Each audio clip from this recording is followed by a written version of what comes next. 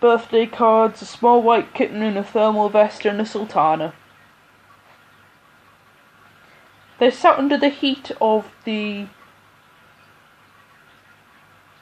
angel poise lamp and watched me work.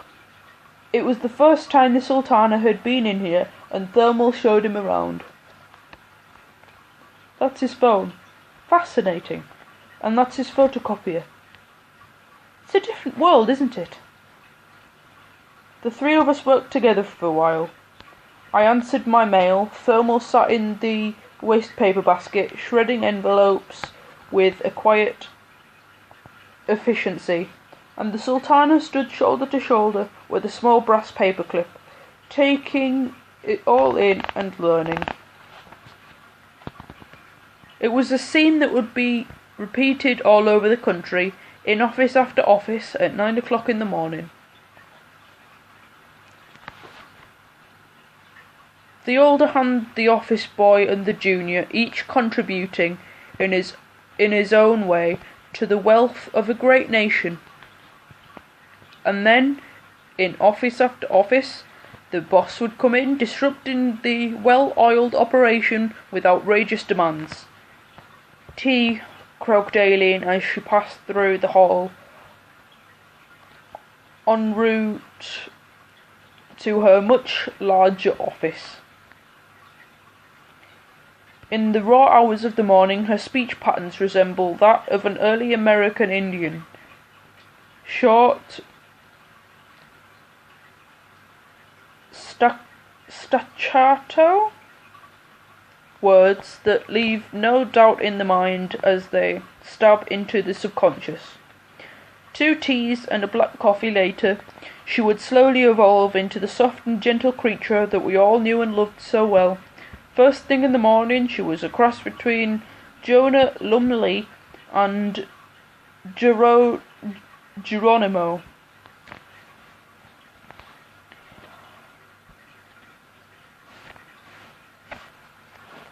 Now you can see the book. I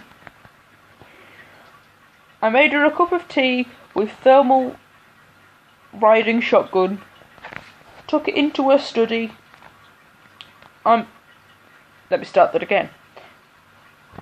I made her a cup of tea with Thermal riding shotgun, not Shermal riding shotgun. With Thermal riding shotgun, took it into her study. We left the sultana to look after the phone. She had an envelope under the closed-circuit television and was peering at the screen with the aid of a magnifying glass. Where's that? I plucked it out from underneath the television and examined the postmark. Eastbourne. Don't know anybody in Eastbourne. Open it and find out. What's that? A window. She tossed it aside. Don't like windows. Where's that one? Kendall. That must be Molly. She ripped open the envelope, thrust the letter under the television, and then, with the magnifying glass, she began to read slowly like a child, moving her lips silently as she worked her way down the screen. What is it with postmarks?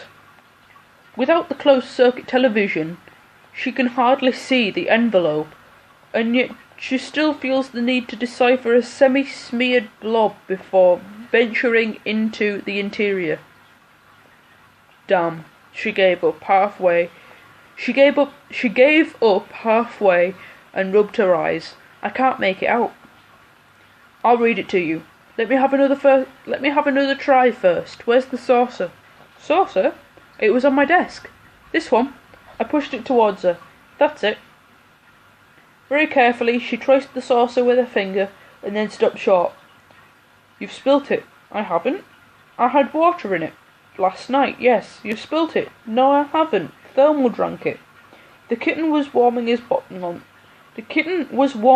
bottom on the fax machine.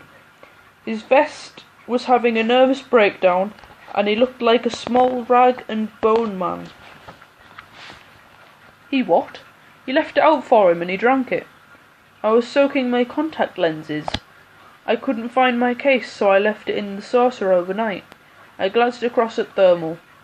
He was just leaving his post, and as he walked across the machine, his paws dialed 071 for Inner London. Aileen heard the tones and turned to face him.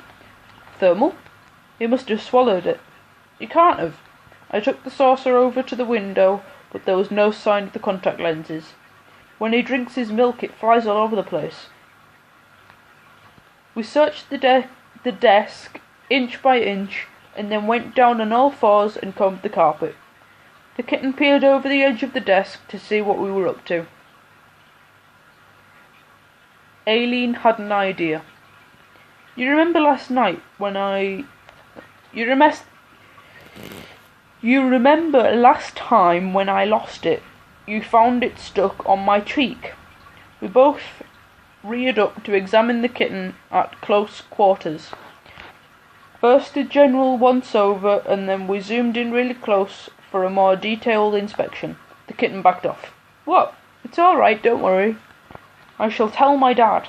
We won't hurt you. Better not.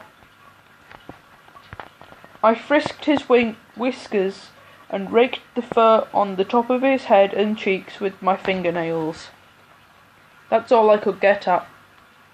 The remainder of his sturdy little body was encased in the now fashionably loose thermal cotton. It could have slipped inside his vest, Aileen suggested, and for once in my life I took a major policy decision without resorting to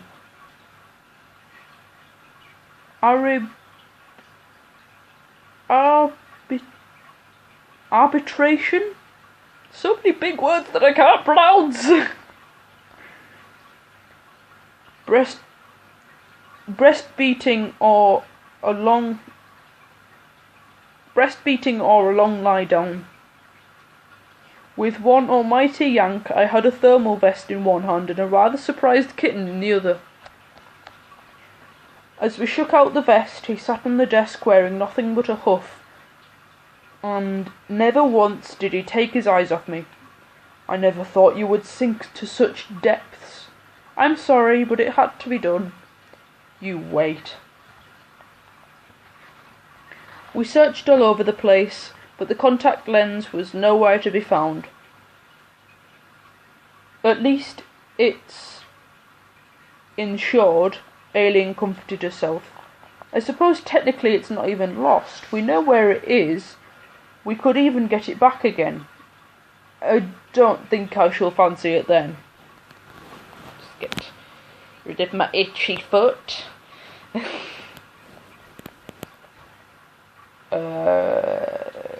I made some toast for Aileen and another pot of tea for both of us and poured the merest dribble in the saucer for Thermal, just to watch him in action. He grimaced. Not enough sugar.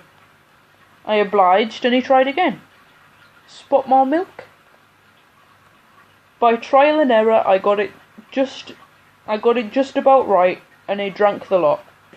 We watched closely to see how far the splashes went, but it didn't really help us any, and so we